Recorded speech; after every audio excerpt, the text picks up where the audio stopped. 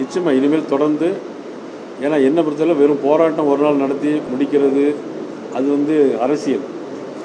என்னை பொறுத்தவரையில் ஒவ்வொரு வீடாக கொண்டு சேர்க்கணும். என்னை பொறுத்தவரை அதுதான். ஒரு நாள் கூத்துக்கு மீசையை வச்சுட்டு போகக்கூடாது. இல்லை, என்னை பொறுத்தவரையில் இதை வந்து சைலண்டாக நம்ம பாணியில், சிலருக்கு தெரியுமா, நம்ம பாணியில் வீடாக கொண்டு சேர்க்கணும்னு தான் என்னுடைய விஷயம். ஒரு நாள் போராட்டம் நடத்தி அது பேப்பரில் வந்து செய்தி வந்து என்ன நடக்க போகுது, உடனே நாளைக்கு மந்திரி போய் எடுக்க போகிறாங்களா? பயனில்லை நான் சொல்ல மாட்டேன், அது ஒரு அறிகுறி. என்னை பொறுத்தவரையில் அந்த ஸ்ட்ரகிள் வந்து ரொம்ப தேவையானதுங்கிறத நம்ம பாஜகவோட அதிமுகவோட கூட்டணி, ரெண்டாவது நயினார் நாகேந்திரன் தமிழக பாஜக தலைவரா வந்திருக்குது. எப்படி பாக்குறீங்க? ஒரு கம்ஃபர்ட் ஜோன் உங்களுக்கு இருக்கும் அதிமுகவோட, அதனால உங்களுக்கு தேர்வு ரொம்ப எளிதா இருக்குதா இந்த அரசியல் கால்குலேஷன்? நான் ஏற்கனவே அதிமுகவில் இருந்து தான் இங்கே வந்துருக்கேன். இன்னைக்கு வரைக்கும் எல்லாரும் எனக்கு நண்பர்கள் தான். நான் வந்து ஒரு கட்சி மாறி போகும்போது வழக்கமாக என்ன சொல்லுவாங்கன்னா, ஒரு கட்சி மாறி போகும்போது அந்த கட்சியினுடைய தலைவர்களையோ யாரையாவது குறை சொல்லிட்டு தான் அங்கே போவாங்க. நான் வந்து அதிமுகவை இதுவரையிலும் எங்கேயும் நான் விமர்சித்துக்கிறேன். நீ கேட்கலாம் ஒரு இடத்துல விமர்சனம் வந்து, அது என்னுடைய ஃப்ளோவில் வாயில் ஒரு ஆர்ப்பாட்டத்தில் ஒரு வார்த்தை வந்தது. ஆக அது தவிர இன்னைக்கு வர என்னுடைய காலர் டியூனில் பார்த்தீங்கன்னா, நான் உங்கள் வீட்டு பிள்ளை அப்படின்னு தான் இருக்கேன்.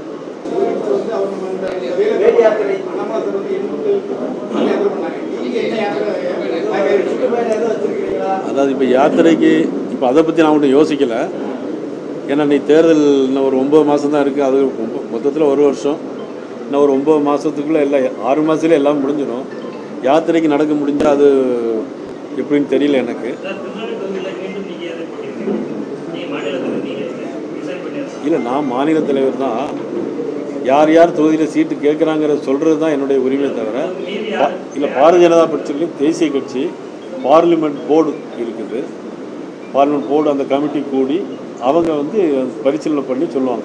நானாக இருந்தாலும் ஒன்று தான், பலவேசமாக இருந்தாலும் ஒன்று தான், பொன் பாலகணியாக இருந்தாலும்.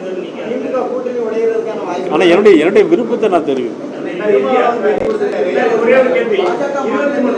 23 ஜனவரியில இதே இடத்துல கேட்கும்போது அமலாக்கத்துறை இவங்களோட வருமான வரித்துறையோட நடவடிக்கை அதிமுக மேல இருந்தது. அது குறித்து நாங்க உங்களை கேட்கும்போது நீங்க என்ன சொன்னீங்கன்னா, ரைடெல்லாம் நடத்தி அதிமுகவோட கூட்டணி வைக்க வேண்டிய அவசியம் கிடையாது. போன்ல எடப்பாடி பழனிசாமி போன்ல இல்ல, நேர்ல பேசினா போதும் வார்த்தையை இதை அடுத்து போன்ல இன்னைக்கு அடுத்த ரிப்பீட் ஆயிடும். போன்ல இல்ல இல்ல, அதாவது நான் என்ன சொன்னேன்னா, சில வார்த்தைகளை நீட்டி எழுதலாம்.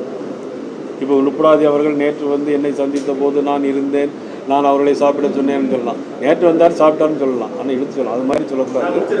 இல்லை, நான் சொல்லிடுறேன், நானே சொல்லிடுறேன். உங்கள் கேள்விக்கு மதிப்புக்குரிய இபிஎஸ் அவர்கள், நாங்கள்லாம் ஒன்றா ஒர்க் பண்ணோம். எதிர்கட்சியாக இருக்கும்போது அவங்க ஒன்றா ஒர்க் பண்ணோம்.